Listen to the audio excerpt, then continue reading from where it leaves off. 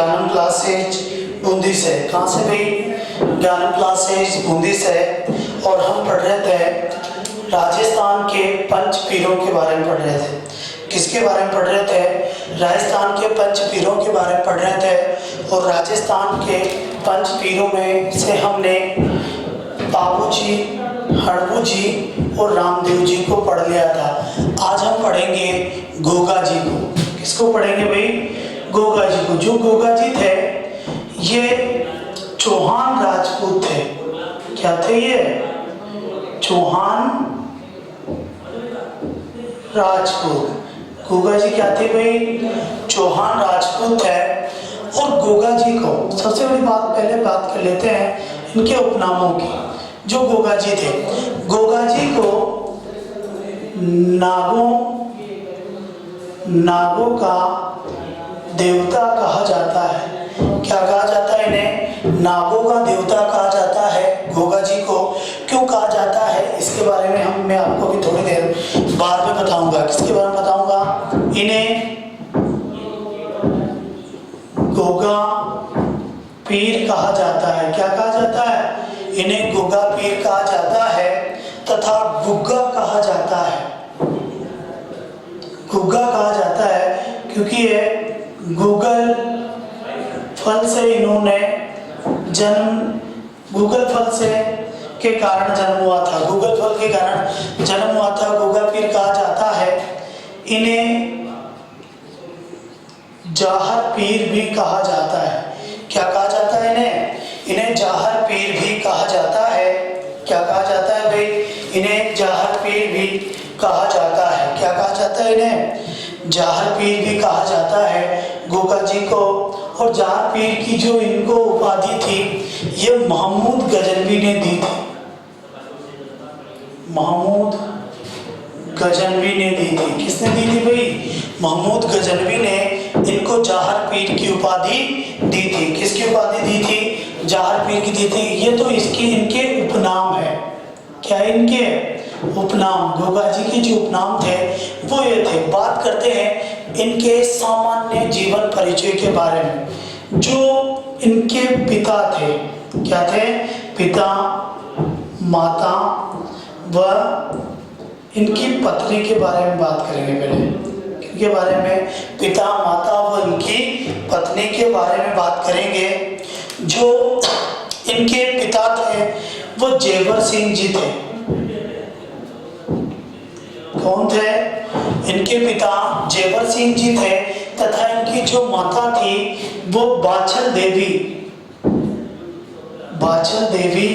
या बाछल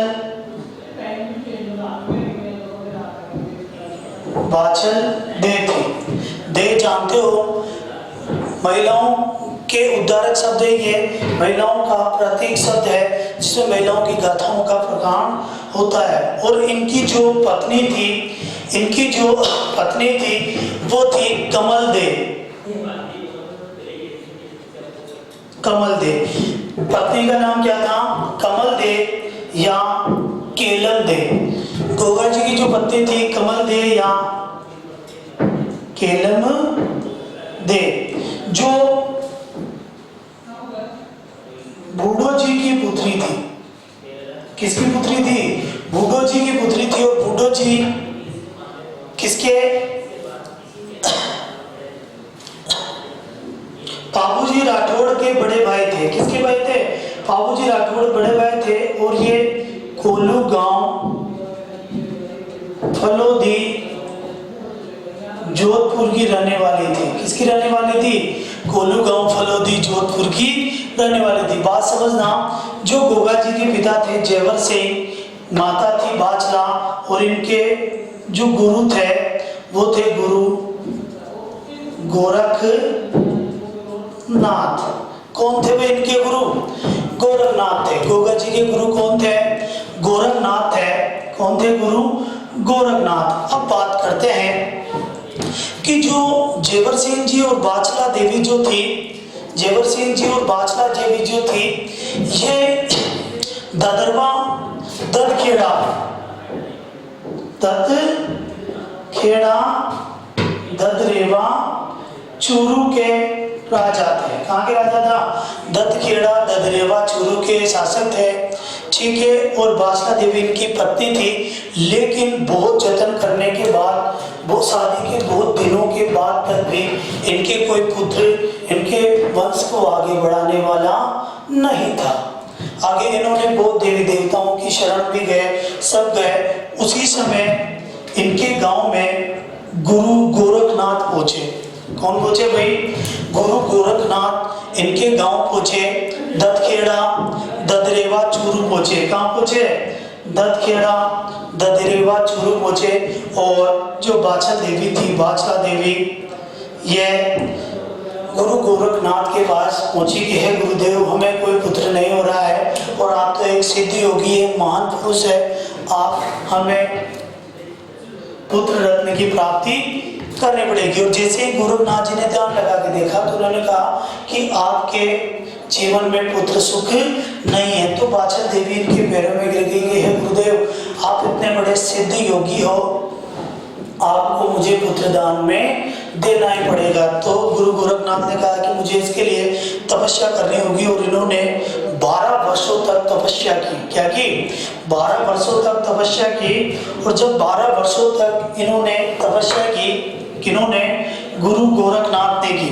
12 वर्षों तक तपस्या की। और 12 वर्षों की तपस्या के बाद, ठीक है, किसके बाद? 12 वर्षों की तपस्या के बाद जब ये उठे तो उसी समय घटना ये घटित हुई कि जो बाछल देवी थी, कौन थी? बाछल देवी थी। इस बाछल देवी का एक बहन थी काचला। इस बाछल देवी की बहन कौन थी? काचला, यानी इस जेवर की ये साली थी और बेछल की बहन थी। और जब ये दोनों की शक्ल एक जैसी थी, बाछल की और काचला बिल्कुल एक समान दिखती थी। तो गुरु गोरखनाथ जैसे ही 12 वर्ष की तपस्या की और इन्होंने अपनी तपस्या से खीर तैयार की और इस खीर को लेकर वो काचल देवी के पास पहुंचे। किस काचल देवी ने? बाछल देवी के पास पूछ रहे थे, लेकिन दोनों की शक्ल एक जैसी थी। और रास्ते में गुरु गोरखनाथ को कौन मिल गए? काचल देवी मिल गई। और काचल देवी ने को वो खीर दे दी, गुरु गोरखनाथ ने। कौन? किसे समझकर? बाछल देवी समझकर गुरु गोरखनाथ को काचला को खीर दे दी। और काचला ने भी सामान्य प्रसाद समझकर इसे ग्रहण कर लिया, सामान्य प्रसाद ग्रहण कर लिया। और खीर खाकर इसका दोना वहीं पर फेंक दिया। वहीं पर एक घोड़ी थी और इस घोड़ी ने भी इस दोने को चाट लिया। क्या कर लिया? घोड़ी ने भी चाट लिया। अब ये खीर तो ऐसी खीर थी जिससे वो वीर पुरुष पैदा होने थे, पुत्र पैदा होने थे। तो इन्होंने खा ली। और जो ये काचला थी, इस काचला से वो खीर खाने पर 2 पुत्र पैदा हुए जिसे अर्जन व सर्जन कहा जाता है। क्या कहा जाता है? अर्जन व सर्जन नामक पुत्र पैदा हुए। और इधर काचला ने वो खीर खा ली, घोड़ी ने खा ली। और जो घोड़ी ने खीर खाई थी, इस घोड़ी के भी एक नीली घोड़ी ने जन्म लिया। यही नीली घोड़ी गोगा जी की घोड़ी है। गोगा जी की घोड़ी कहलाती है। यही नीली घोड़ी क्या कहलाती है? गोगा जी की घोड़ी कहलाती है, जिसे गोगा जी गोगा बप्पा कहते हैं। इस नीली घोड़ी को क्या कहते हैं? गोगा जी गोगा बप्पा कहते हैं। इधर जैसे ही गोरखनाथ जी ने काचला को दे दी प्रसाद और वो वापस जाने लगे, तो इस बाछल देवी को पता चला कि गुरु गोरखनाथ तपस्या से उन्होंने तपस्या पूरी कर ली है और अब वो मेरे को पुत्र रत्न के लिए आशीर्वाद देंगे। और बाछला गुरु गोरखनाथ के पास पहुंची। जैसे ही बाछला आ रही थी, गोरखनाथ ने सोचा कि बाछला अब क्यों आ रही है? मैंने तो इसको पुत्र के लिए प्रसाद भी दे दिया है, फिर भी ये क्यों आ रही है, क्या कारण हो गया। और गोरखनाथ ने बादशाह से कहा कि आपको तो प्रसाद मिल गया है, पुत्र आपके हो जाएगा, फिर आप क्यों आए हो। तो बादशाह ने कहा कि मुझे कहाँ मिला, मैंने तो लिया ही नहीं। तो गुरु गोरखनाथ ने कहा कि मैंने तो प्रसाद दिया है। तब बादशाह ने कहा कि शायद वो प्रसाद आपने मेरी छोटी बहन को दे दिया, जिसकी शक्ल बिल्कुल मेरे जैसी है। हे गुरुदेव, आपको मेरी भी सहायता करनी होगी। और गुरु गोरखनाथ फिर समस्या आ गई, और गुरु गोरखनाथ ने इस बादशाह को एक फल दिया जिसे गूगल फल कहा जाता है, कि इस फल को खा लेना, जिससे आपको एक तेजस्वी पुत्र पैदा होगा, महान पुत्र पैदा होगा। और गूगल फल के खाने से बाछल देवी के एक पुत्र पैदा हुआ था, जिसे गोगा जी कहा जाता है। और गूगल फल के द्वारा पैदा हुआ था, इसीलिए उन्हें गुग्गा भी कहा जाता है। गोगा जी को क्या कहा जाता है, गुग्गा कहा जाता है। और गूगल फल और गुरु गोरखनाथ के आशीर्वाद से हुआ था, इसलिए गोरखनाथ और गूगल फल मिलकर ये गोगा जी कहलाए। क्या कहलाए, गोगा जी कहलाए। क्या कहलाए, ये गोगा जी कहलाए। अब बात समझना, करना है थी, गूगल फल के द्वारा इनका जन्म हुआ था, लेकिन जब इन्होंने खा तो लिया, इन्होंने ये खा लिया था, गूगल फल खा लिया था बाछल देवी ने। लेकिन जो जेवर की बहन थी, जेवर की जो बहन थी यानी बाछल की जो ननद थी, उस ननद को विश्वास नहीं था कि इसके कोई पुत्र हो जाएगा, और ये ताने देने लगी थी। और इस जेवर के कान भर दिए थे, जेवर सिंह के कान भर दिए थे। इसीलिए जेवर सिंह बाछला को अपने पीहर छोड़ने जा रहा था। उसी समय गुरु गोगा जी बाछल के गर्भ में थे, और गर्भ में ही गोगा जी ने प्रार्थना की, सिद्ध पुरुष थे, कि अगर मेरा जन्म ननिहाल में हुआ तो मैं नाडिया कहलाऊंगा। जिसका जन्म ननिहाल में होता है वो नाडिया कहलाता है। क्या कहलाता है,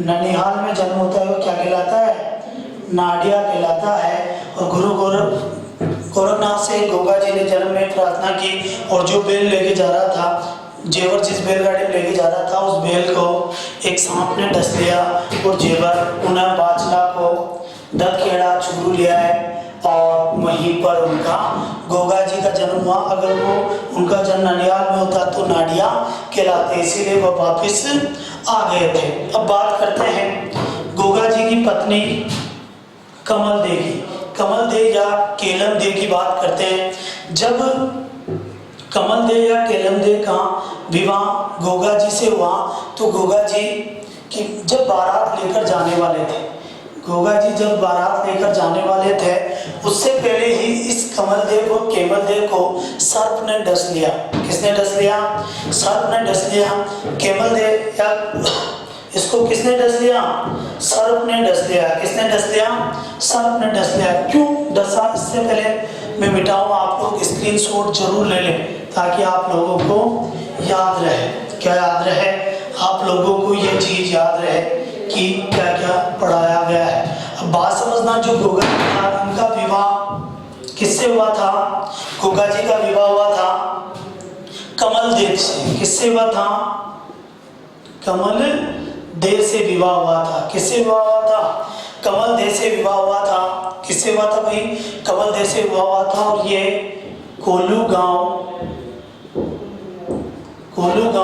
फलोदी जोधपुर की थी। किसकी थी, कोलू गांव फलोदी जोधपुर की थी। बाबूजी राठौड़ की, किसकी, बाबूजी राठौड़ की भतीजी थी, भतीजी थी तथा बूढ़ो जी की पुत्र थी। किसकी पुत्री थी, बूढ़ो जी की पुत्री थी। और जब केमल देव से विवाह हो रहा था, तो उस विवाह से पहले ही केमल देव को सर्प ने डस लिया। किसने डस लिया, सर्प ने डस लिया। जब सर्प ने डसा तो गोगा जी को समाचार पहुंचाया गया कि केवल देव को तो सर्प ने डस लिया है, आप बारात लेकर मत आइए। जो गोगा जी थे वो देवताओं में, किसमें, गोगा जी देवताओं में प्रमुख सिद्ध पुरुष थे। प्रमुख सिद्ध पुरुषों में ये शामिल थे। किसमें शामिल थे? प्रमुख सिद्ध पुरुषों में शामिल थे। और लोक देवताओं में अग्रणी, लोक देवताओं में अग्रणी सिद्ध पुरुष थे। लोक देवताओं में अग्रणी सिद्ध पुरुष थे गोगा जी। और जैसे गोगा जी वहां पहुंचे तो गोगा जी ने एक बड़ी कढ़ाई मंगाई और कढ़ाई को एक भट्टी पर चढ़ा दिया और मंत्र उच्चारण करने लगे, जिसमें संसार के सभी सर्प उस ददकते हुए तेल में आकर गिरने लगे और उनकी मृत्यु होने लगी। वहीं पर नाग देवता तक्षक उपस्थित हुए और गोगा जी के पैरों में गिरकर माफी मांगने लगे कि हे सिद्ध पुरुष, आप हमें क्यों समाप्त करना चाहते हो? तो गोगा जी ने कहा कि मेरी होने वाली पत्नी को सर्प ने डस लिया है और जब तक मैं इस संसार से नागों का, सांपों का विनाश नहीं कर दूंगा तब तक चैन नहीं आएगा। तब नागराज जो तक्षक था उन्होंने केवल देव का जहर चूसकर उन्हें जीवन दान दिया तथा गोगा जी को वरदान दिया कि हे गोगा जी महाराज, मैं आपको वरदान देता हूँ कि आज से इस दुनिया में कोई किसी के भी अगर सर काट लेगा तो आप उसके जहर को उतार देंगे। क्या देंगे? जहर को उतार देंगे। उनके जहर को क्या कर देंगे? उतार देंगे। उनके जहर को उतार देंगे। और तक्षक ने इन्हें वरदान किया कि आज के बाद आप नागों के देवता या सांपों के देवता कहलाएंगे। नागों के देवता गोगा जी कहा जाता है, जबकि सर्प रक्षक देवता तेजा जी को कहा जाता है। नागों व सांपों के देवता कौन कहलाते हैं? गोगा जी कहलाते हैं। जबकि सर्प रक्षक देवता कौन कहलाते हैं? तेजा जी कहलाते हैं। क्या कहलाते हैं? तेजा जी कहलाते हैं। बात समझ लेना, मैंने आपको वो नहीं बताया, टेस्टर किधर गया? इनके जन्म का बारे में नहीं बताया कि जो गोगा जी थे, गोगा जी का जन्म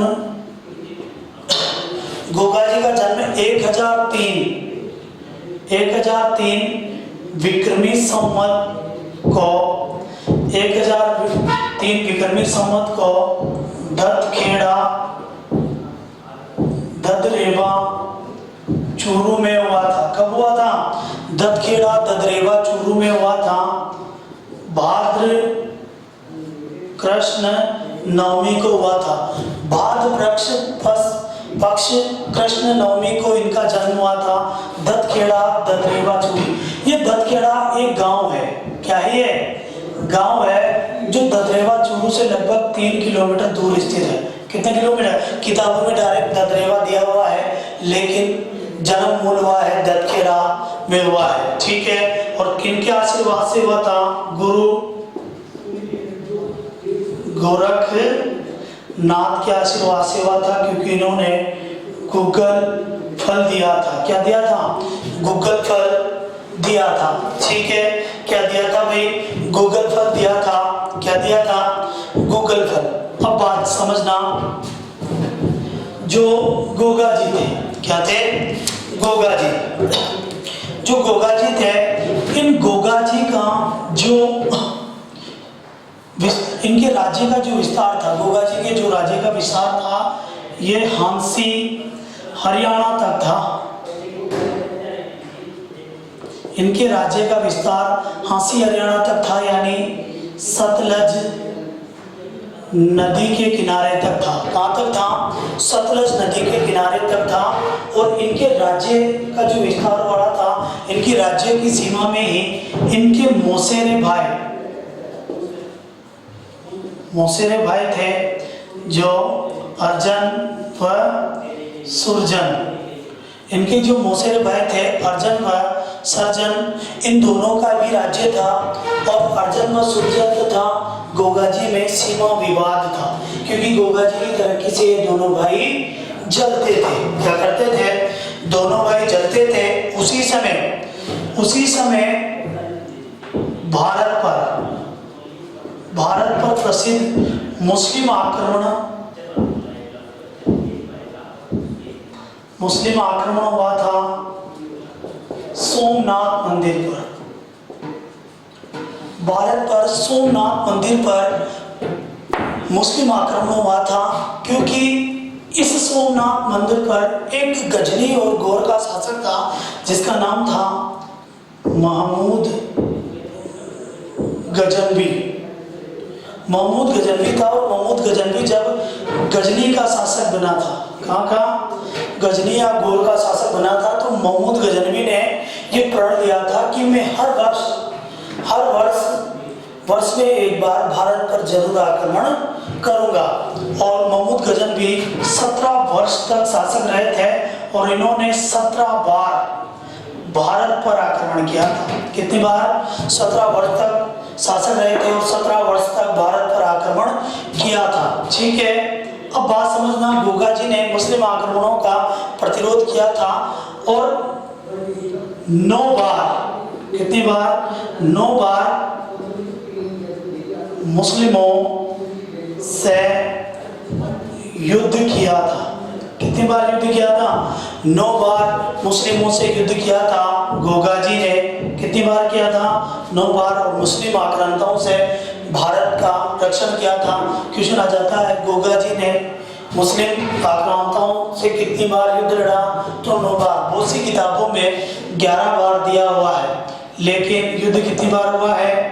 केवल 9 बार लड़ा गया है। कितनी बार लड़ा गया है? 9 बार। और प्रसिद्ध आक्रमण था महमूद गजनवी का सोमनाथ मंदिर पर। किस पे था? सोमनाथ मंदिर पर महमूद गजनवी का प्रसिद्ध आक्रमण था। जब सोमनाथ मंदिर को महमूद गजनवी ने लूटा था, किसने लूटा था? महमूद गजनवी ने सोमनाथ मंदिर को लूटा था। उस समय इसके पास सोने और चांदी को ले जाने के लिए साधन नहीं थे। तो जो गोगा जी के जो मौसेरे भाई थे अर्जन व सुरजन, ये अर्जन व सुरजन गजनवी से मिल गए और इन अर्जन व सुरजन ने गोगा जी की गायों को चुराकर, अर्जन और सर्जन ने गोगा जी की गायों को चुराकर गजनवी को दे दिया। किसको दे दिया? गजनवी को दे दिया। और जब गजनवी को दे दिया तो इन गायों की रक्षा के लिए गोगा जी ने गजनवी पर आक्रमण किया। और जब युद्ध में लड़े तो इतनी वीरता से लड़े कि गजनवी को हर सैनिक के पास मोहम्मद गजनवी को हर सैनिक के पास गोगा जी नजर आ रहे थे। कि हर सैनिक के पास ही गोगा जी नजर आ रहे थे। उस समय इस महमूद गजनवी ने कहा था कि ये तो साक्षात जाहर पीर है। क्या है? जाहर पीर है, अर्थात साक्षात देवता के समान नजर आता है। जाहर पीर यानी देवता, जाहर यानी साक्षात, पीर यानी देवता, अर्थात साक्षात देवता है और देवता के समान लड़ रहा है। ऐसा व्यक्ति से हम नहीं जीत सकते। और महमूद गजनवी गायें छोड़कर वापिस लौट गया था। क्वेश्चन आ जाता है, गोगा जी को जाहर पीर की उपाधि किसने दी थी? जाहर पीर की उपाधि दी गजनवी ने। महमूद गजनवी ने इन्हें किसकी उपाधि दी? जाहर पीर की उपाधि दी। किसकी उपाधि दी? जाहर पीर की उपाधि दी। और जिस समय गजनवी से गायें छुड़ाकर गोगा जी वापिस आ रहे थे, गोगा जी जब वापिस आ रहे थे तो उसी समय जब गोगा जी वापिस आ रहे थे तो उसी समय जो गोगा जी के मौसेरे भाई थे,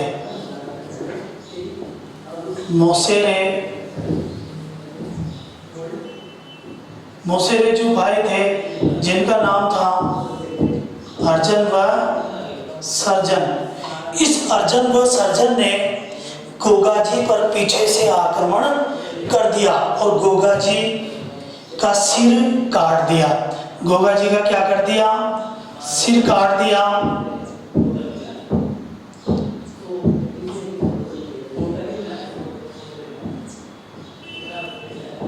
गोगा जी का क्या कर दिया? सिर काट दिया। गोगा जी का सिर काट दिया, और ये जो शीश था, ये जो शीश था ये दत्तखेड़ा ददरेवा चूरू में गिरा। कहाँ गिरा? दत्तखेड़ा ददरेवा चूरू में जाके गिरा। इसी स्थान को शीर्ष मेढ़ी कहा जाता है।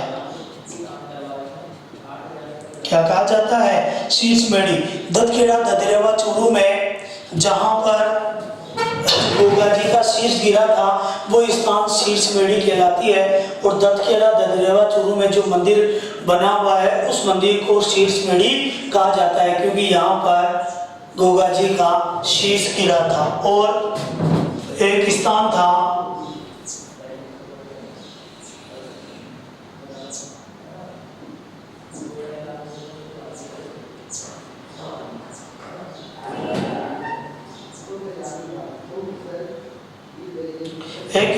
जहां पर उनका धड़ गिरा था, मतलब जहां पर उनका सर कटा था तो कटकर सर तो शीर्ष मेढ़ी में गिर गया था, और जहां पर उनका धड़ था वह गुड़ मेढ़ी, धर मेढ़ी, मेढ़ी या गोगा मेढ़ी कहलाती है। क्या कहलाती है? गोगा मेढ़ी कहलाती है। धुर मेढ़ी, धर मेढ़ी या गोगा मेढ़ी कहलाती है। क्या कहलाती है? और यही इनका प्रमुख पूजा स्थल है। क्या है ये इनका प्रमुख पूजा स्थल है? गोगा जी का जो प्रमुख पूजा स्थल है वो धर मेढ़ी, धुर मेढ़ी, धर मेढ़ी, गोगा मेढ़ी, ये नोहर हनुमानगढ़ में है। प्रमुख पूजा स्थल जहां पर उनका धड़ गिरा था वही नोहर हनुमानगढ़ में गिरा था, क्योंकि यहीं पर मृत्यु हुई थी अपने मौसेरे भाई अर्जुन व सुरजन से लड़ते हुए। जब गोगा जी की मृत्यु हुई थी उस समय गोगा जी के 47 पुत्र व 60 भतीजे भी मरे थे। गोगा जी अपने 47 पुत्र व 60 भतीजों के साथ शहीद हुए थे। अनेक जगहों पर उनके 52 भतीजे दे रखे हैं। कितने दे रखे हैं? 52 भतीजे दे रखे हैं, लेकिन वो उनका मृत्यु के समय 47 पुत्र और 60 भतीजों के समय हुआ था।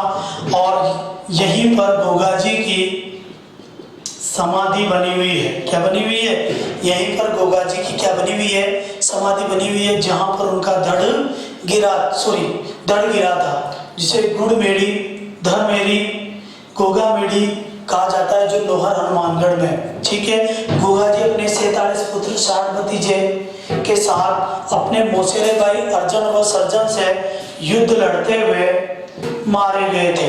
उनका प्रमुख शीर्ष कहाँ गिरा था? शीर्ष कर दत्तखेड़ा ददरेवा चूरू में गिरा था, जिसे शीर्ष मेढ़ी कहा जाता है। और शीर्ष मेढ़ी में जो प्रमुख मंदिर है, इस मंदिर को ही क्या कहा जाता है?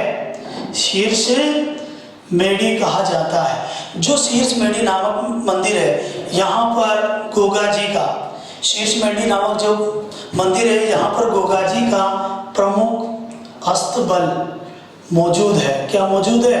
गोगा जी का जो अस्तबल था, यानी घोड़ों का, जहाँ पर घोड़ों की देखरेख होती थी, इस गोगा जी का प्रमुख अस्तबल भी कहाँ पे है? शीर्ष मेढ़ी। और यहीं पर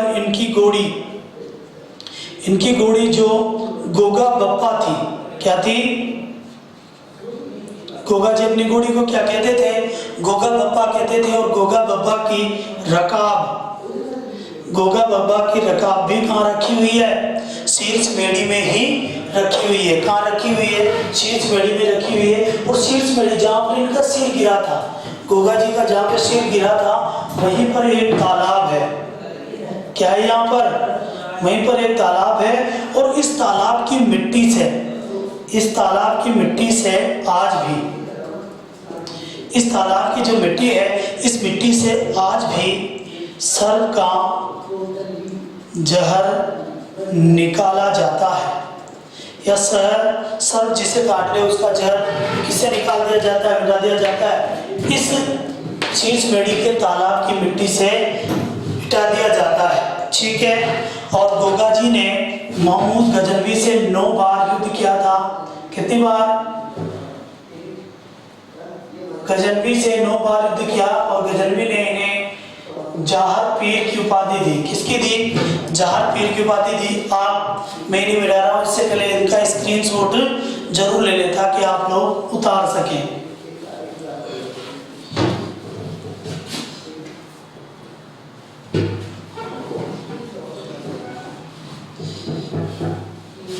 अब बात करते हैं इनके प्रमुख मंदिर की या प्रमुख पूजा स्थल की। किसकी बात करते हैं? इनके प्रमुख पूजा स्थल की। किसकी करते हैं? प्रमुख पूजा स्थल। और जो इनका प्रमुख पूजा स्थल है वो है नौहर हनुमानगढ़ में। कहाँ पे है? नौहर हनुमानगढ़ में है। इनका प्रमुख पूजा स्थल है। किसका है भाई? इनका प्रमुख पूजा स्थल है। और जो नौहर हनुमानगढ़ में जो मंदिर बना हुआ है, क्या बना हुआ है? नौहर हनुमानगढ़ में जो मंदिर बना हुआ है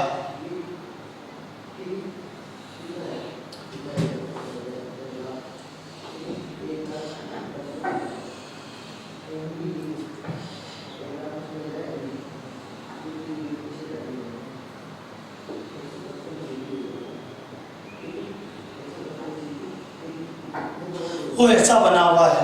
नौहर हनुमानगढ़ में मंदिर कैसा बना हुआ है? ऐसा बना हुआ है। अब जो मंदिर है नौहर हनुमानगढ़ में, जिसे हम, पता है आपको क्या क्या कहते हैं? धुरमेड़ी, धरमेड़ी या गोगा मेड़ी, ये कहते हैं। धुरमेड़ी, धरमेड़ी या गोगा मेड़ी। अब जो मैंने मंदिर बनाया है, ये मंदिर कहाँ पे स्थित है भाई? नौहर हनुमानगढ़ में स्थित है। कहाँ पे स्थित है? ये मंदिर नौहर हनुमानगढ़ में स्थित है। अब इसको देखते हुए आप लोगों को लग रहा होगा कि बाकी क्लासों में सब ने तो मंदिर और तरीके से बनाया था, लेकिन ये तो मंदिर नहीं दिख रहा, ये तो मकबरा के समान दिख रहा है। तो इसकी जो आकृति है, यह आकृति, क्वेश्चन आ जाए कि नौहर हनुमानगढ़ में जो धुरमेड़ी है, धरमेड़ी या गोगा मेड़ी है, उसकी आकृति कैसी है? तो इसकी आकृति मकबरे के समान है। किसके समान? मकबरे के समान है। इसकी आकृति कैसी है भाई? मकबरे के समान है। और जब मकबरे के समान है, इसके जो प्रमुख द्वार है, इस प्रमुख द्वार पर यहाँ लिखा हुआ है गोगा मेड़ी। क्या लिखा हुआ है? गोगा मेड़ी लिखा हुआ है। तथा इसके नीचे एक प्लेट में लिखा हुआ है, गोगा मेड़ी के नीचे एक प्लेट में लिखा हुआ है, यहाँ पर बिस्मिल्लाह।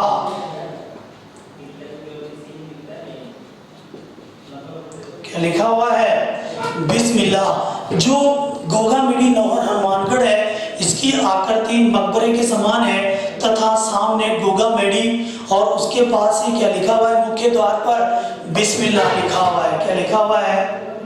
मुख्य द्वार पर, मुख्य द्वार पर क्या लिखा हुआ है? बिस्मिल्लाह लिखा हुआ है। अब बात समझना, जो इनका प्रमुख पूजा स्थल है यानी जो मंदिर है, इसका निर्माण, इस मंदिर का जो निर्माण था, यानी जो यहाँ पर जो मंदिर बना हुआ है, जिसकी आकृति मकबरे के समान है, मुख्य द्वार पे गोगा मेड़ी और बिस्मिल्लाह लिखा हुआ है, इसका निर्माण फिरोज शाह तुगलक ने करवाया था। किसने करवाया था भाई? इसका निर्माण फिरोज शाह तुगलक ने करवाया था। अब फिरोज शाह तुगलक ने गोगा मेड़ी नौहर हनुमानगढ़ का निर्माण क्यों कराया आप कहोगे? तो बात समझना, जो गोगा जी थे, क्या थे? गोगा जी। इन गोगा जी की 17वीं पीढ़ी में, किसमें भाई? जो गोगा जी थे, इन गोगा जी में की एक 17वीं पीढ़ी, गोगा जी थे, इन गोगा जी की 17वीं पीढ़ी में एक शासक था। गोगा जी की जो 17वीं पीढ़ी हो गई थी, गोगा जी के बाद जो 17 वंशज हो गए थे, उस 17वीं वंश का एक शासक था जिसका नाम था कायम सिंह। कायम सिंह या कर्ण सिंह, क्या नाम था? कायम सिंह या कर्ण सिंह।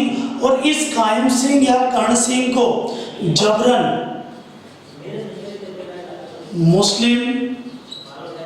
मुस्लिम धर्म में परिवर्तन कर दिया था।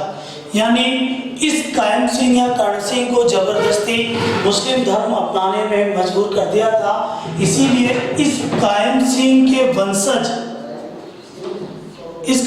के वंशज कायम खानी मुस्लिम कहलाते हैं। जो कायम खानी मुस्लिम है, ये गोगा जी के 17वीं पीढ़ी के शासक कायम सिंह के वंशज हैं और कायम खानी मुसलमान कहलाते हैं, जो स्वयं को किसको? जो स्वयं को गोगा जी के वंशज मानते हैं। क्या मानते हैं? स्वयं को गोगा जी के वंशज मानते हैं। क्या मानते हैं? स्वयं को गोगा जी के वंशज मानते हैं। ठीक है। इस मंदिर, जो ये मंदिर है, और जो ये कायम खानी मुसलमान थे, इन कायम खानी मुसलमानों ने फिरोज शाह तुगलक की मदद की थी। किसकी मदद की थी? फिरोज शाह तुगलक की मदद की थी। इसीलिए फिरोज शाह तुगलक ने इन कायम खानी मुसलमानों को वंश को देखते हुए नौहर हनुमानगढ़ में इनके लोक देवता गोगा जी का मंदिर बनवाया था, मकबरा नुमा बनवाया था। इस मंदिर का जो वर्तमान स्वरूप है, क्वेश्चन आ जाता है मंदिर का वर्तमान स्वरूप किसने दिया?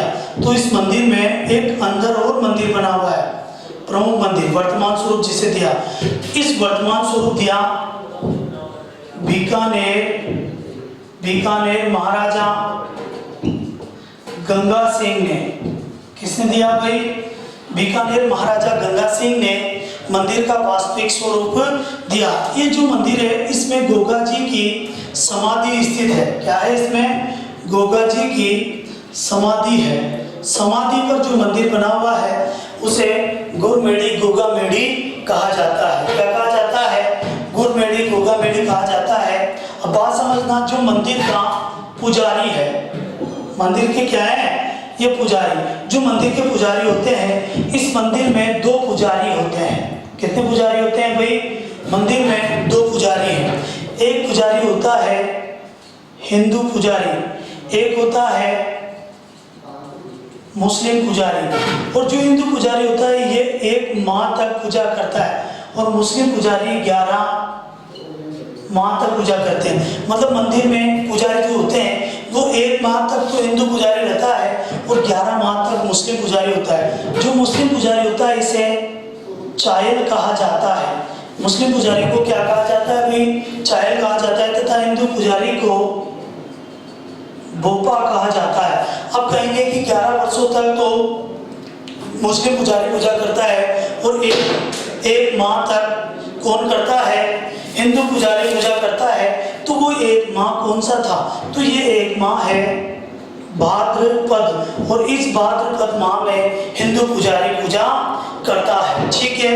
इस गोगामेड़ी जो है, इस गोगामेड़ी के पास ही गोरख तालाब है। इस गोगामेड़ी के पास ही क्या बना हुआ है? गोरख तालाब है, जो गोरखनाथ जी का प्रमुख पूजा स्थल भी है और उनकी समाधि का स्थल भी है। और गोरख तालाब भी कहाँ बना हुआ है? गोगामेड़ी, नौहर हनुमानगढ़ में बना हुआ है। नौहर हनुमानगढ़ में बना हुआ है गोगामेड़ी। ठीक है। अब बात समझना, जो गोगा जी का मंदिर बना हुआ है गोगामेड़ी, इस गोगामेड़ी के चारों तरफ जो जंगल है, वन क्षेत्र है, उन वन क्षेत्र को पड़ी या रोपण कहा जाता है। पड़ी या रोपण, जो गोगा जी के लिए उनके आसपास जो वन छोड़ रखे हैं, उन्हें क्या कहा जाता है? पड़िया रोपण। गोगा जी के लिए छोड़े गए को तो पड़िया रोपण कहा जाता है, लेकिन मुख्य रूप से जो देवताओं के लिए वन छोड़े जाते हैं उन्हें ओरण कहा जाता है। देवताओं के लिए जो वन छोड़े जाते हैं उन्हें क्या कहा जाता है? ओरण कहा जाता है। क्या कहा जाता है भाई? उन्हें ओरण कहा जाता है। ठीक है, बात समझना। जो गोगा जी हैं, क्या है? गोगा जी। जो गोगा जी हैं, तो गोगा जी की पूजा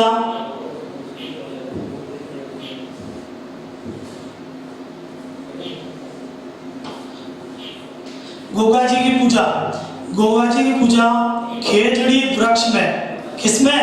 गोगा जी की पूजा खेजड़ी वृक्ष के नीचे एक आकृति बनाई जाती है, ऐसी आकृति जिसमें सर्प का चित्र होता है। खेजड़ी वृक्ष के नीचे सर्प की आकृति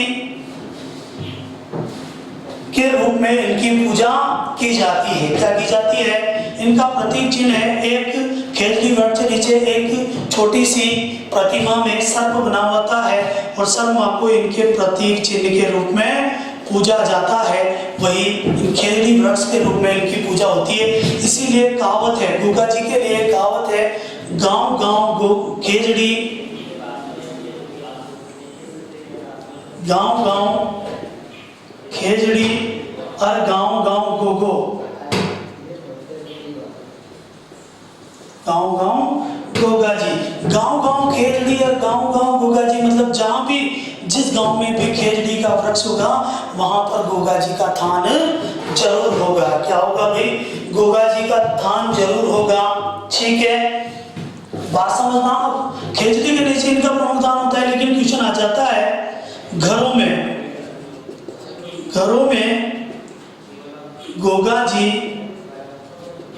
गोगा जी की पूजा कब की जाती है? तो घरों में गोगा जी की पूजा गोगा नवमी को की जाती है। गोगा नवमी यानी वही भाद्र कृष्ण नवमी को, भाद्र कृष्ण नवमी को गोगा नवमी की गोगा जी की पूजा की जाती है। घरों में मिट्टी का, किसका? मिट्टी का घोड़ा बनाकर अश्वरोही के रूप में घरों में इनकी पूजा की जाती है। गोगा जी की गोगा नवमी के दिन यानी भाद्र कृष्ण नवमी के दिन मिट्टी का घोड़ा बनाकर अश्वरोही की पूजा की जाती है। तथा गोगा नवमी को ही इनका प्रमुख मेला लगता है, गोगा मेड़ी नोहर हनुमानगढ़ में। गोगा मेड़ी नोहर हनुमानगढ़ में इनका प्रमुख मेला लगता है। भाद्र कृष्ण नवमी को ही लगता है। कब लगता है? भाद्र कृष्ण नवमी को ही लगता है, जो राजस्थान का दूसरा सांप्रदायिक सद्भावना का मेला है। सांप्रदायिक सद्भावना का मेला, क्योंकि इनके मेले में हिंदू और मुस्लिम दोनों ही भाग लेते हैं। क्या लेते हैं? इनके मेले में हिंदू और मुस्लिम दोनों ही भाग लेते हैं। बात समझना। किसान हल जोतने से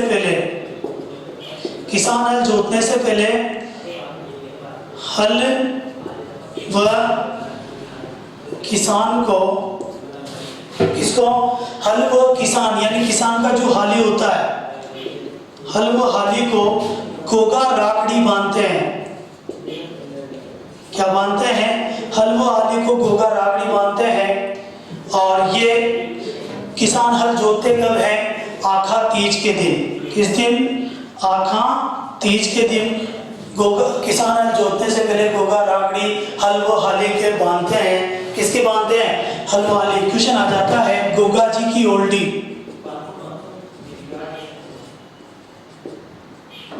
गोगा जी की ओल्डी किलारियों की ढाणी सांचौर